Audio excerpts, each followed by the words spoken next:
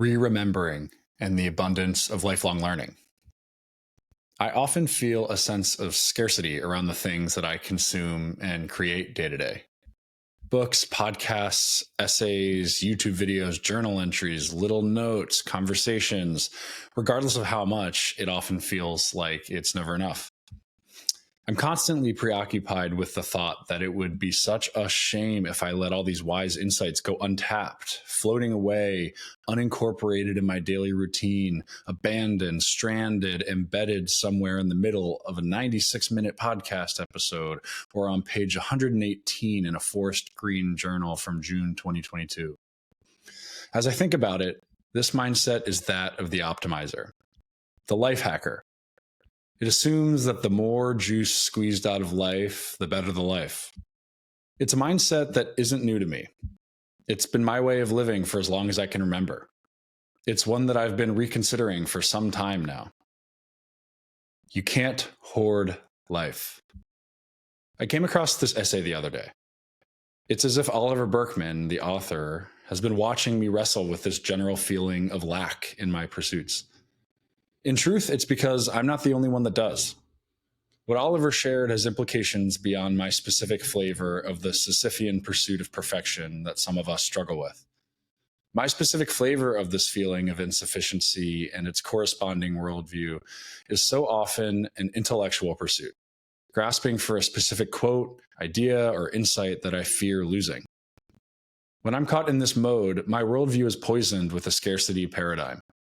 It implies a zero-sum model of the world, that wisdom encountered and not captured and enacted remains lost, leaving me a worse off, less fully realized version of myself. Living this way is exhausting. It is these moments of depleted resignation that re-spark my search for a more forgiving, abundant, and sustainable way of life. This particular story is part of the search that's encapsulated here in my work with Kama. My search for more wholeness, aliveness, and freedom. Seeking is like skiing. My understanding of this work based on my own experience so far is that this process is like skiing. It's dynamic. The path changes all the time. Some parts are fast, others slow. Sometimes the mountain forces us to stop completely. Sometimes it demands that we keep moving, traversing across the face of the mountain, going sideways rather than down. Sometimes we must even climb back up the hill, getting further from where we seek to go. The result of these moments is bouts of effort that don't always look like progress, especially if we're judging progress by whether we got any closer to the bottom of the mountain. And that's just the thing. I'm learning that the work of seeking and becoming is wandering. It zigs and it zags. It's certainly not ending up looking like the journey that I imagined at the beginning. It's just like when we push ourselves on the mountain, when we ski right at the edge of our ability in pursuit of not just making it to the bottom, but also challenging ourselves to evolve into our potential and to feel alive. The line that we end up taking on the way down rarely looks like the one we imagined at the top. Relearning. Part of this process for me has been relearning what I've already learned. I learn things, then can find myself somehow getting out of touch with the wisdom gleaned. It's in these moments that I get the speed wobbles, or find myself flooded with challenging experiences and emotions. These experiences serve as a signal to me that I've somehow gotten misaligned with what's true and wise, and that it's time to make a change.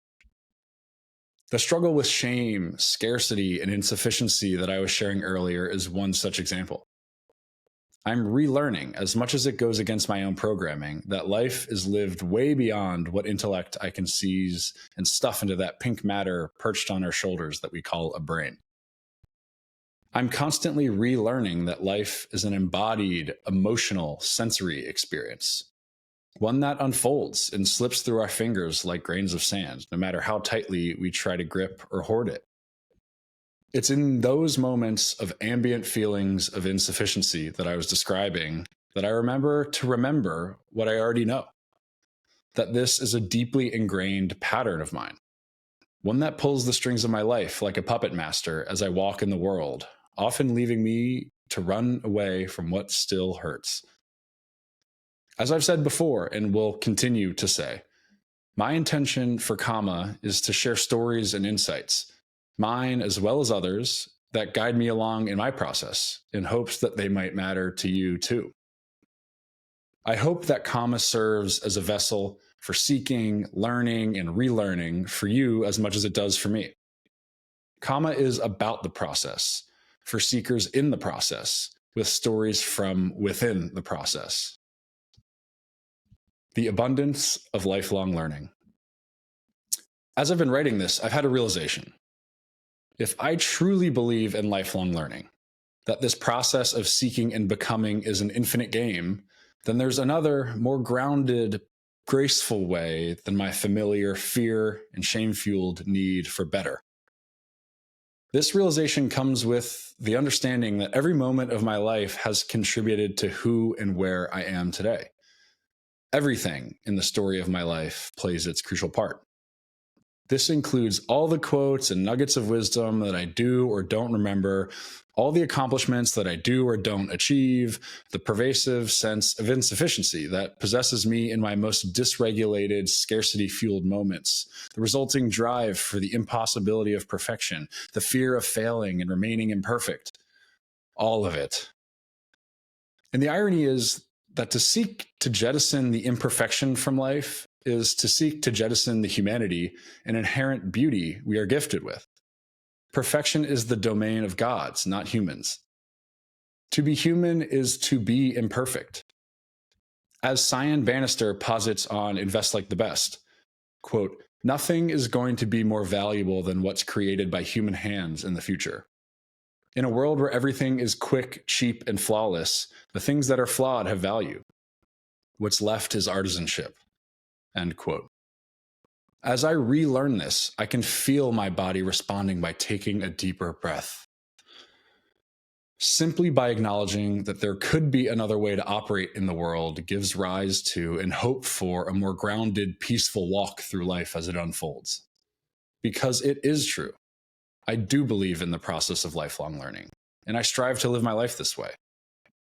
It's in this remembering that I remember to reaffirm my intention to live from this more abundant, grounded perspective of the infinite game of the process. That to continue to walk as a lifelong learner, as a seeker in process, is sufficient. In fact, it may perhaps be the best and only thing you and I can do in the face of the challenges we face in our lives, whatever they may be.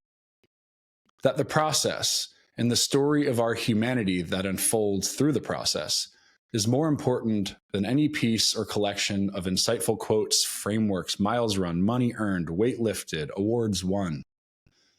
That these things that I often find myself fearing will or won't solve my problems or be the determinant of the quality of my life are, in fact, only ever manifested as consequences of our continual, ongoing process of becoming and living along the way.